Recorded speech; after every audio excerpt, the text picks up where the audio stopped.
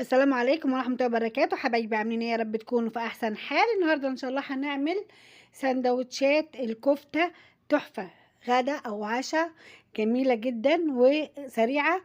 ونبدأ على بركة الله. بسم الله الرحمن الرحيم، اللهم صل وسلم وبارك على سيدنا محمد وعلى اله وصحبه اجمعين.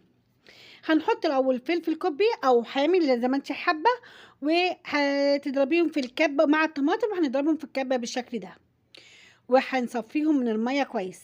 قبل ما هنصفيهم من المية هنحط برضو البصل، وهنضربه في الكبة ونفرمه فرم كويس، عشان برضو بعد كده هنصفيه من المية. كده اهوت ضربناها، وهنصفي الطماطم والفلفل عشان ناخد المية نصبع بيها الكفتة.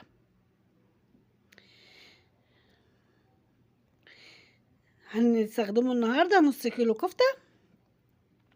وهنحط هنا بقى، نجيب اللحمة نحطها في بولة، وهنحط عليها الفلفل والطماطم من غير عصر، يعني عصرناهم يعني من غير ميه.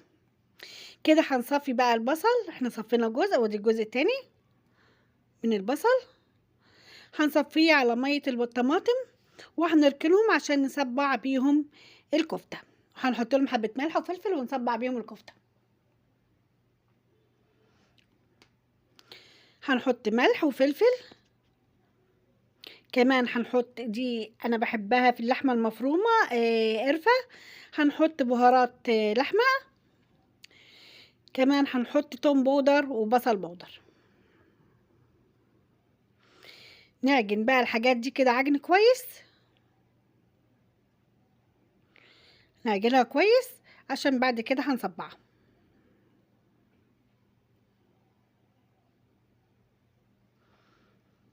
تعجنيها عشان تاخد عرق، وهنصبعها كمان شوية.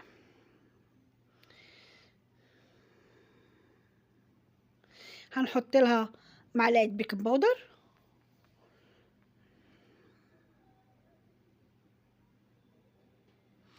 وهنعجن تاني عشان نخلط البيكنج باودر كويس مع اللحمة كلها. كده خلاص خلصنا. هنجيب صينية هنحط عليها شبكة عشان هنشويها في الفرن.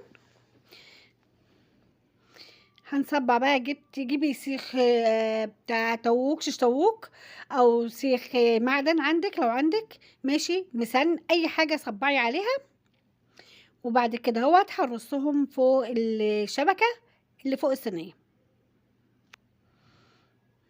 باللي ايدينا بمية البصل والطماطم. صبها بالشكل ده،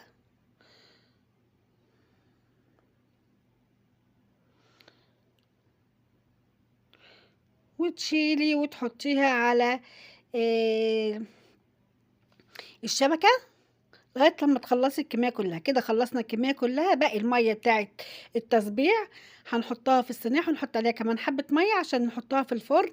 الصينية ما تتحرقش، واي حاجة تنزل من الكفتة تنزل في الصينية من تحت. كده بقى هنعمل الطحينة. هنجيبنا طماطم، الطحينة دي بالطماطم حلوة، جربيها.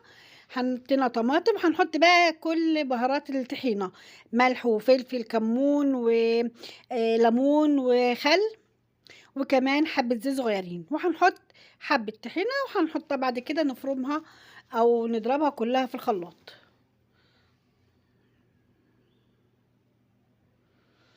كده هنضربها في الخلاط، هتلاقي طعمها جميل قوي. جربيها لو ما جربتيهاش يعني، وجربتيها هتعجبك قوي. كده بعد ما خلصناها هننزلها في الطبق عشان نعمل منها سندوتشات. كده الكفتة استوت وجبنا جرجير. هنجيب عيش ونفتحه كده بالشكل ده، وهنعمل سندوتشات الكفتة سهلة وبسيطة وطعمها خرافة. ممكن بقى على الوضع ده كده هو تحطيهم في حاجة بغطا، وتحط لها فحماية هتديكي ريحة الفحم، بس انا ما عملتهاش صراحة. هتجيبي سندوتش تفتحيه زي ما انا فتحته كده، او تدخليه ببعضه زي ما انا دخلته. هتحطي جرجير طحينه، وهتحطي الكفته. ممكن تجيبي طماطم تحطيها، ممكن تجيبي بصل كمان وتحطيه. يعني السندوتشات دي براحتك خالص، بدعي فيها زي ما انت عايزه. انا عملت كده النهارده. يا رب كده الفيديو بتاعنا يكون عجبك ونال رضاكي واستحسانك. لو وصلتي بقى معايا لغايه كده يا ريت تعملي لي لايك وشير واشتركي في القناه وفعلي زر الجرس يوصلك مني كل جديد.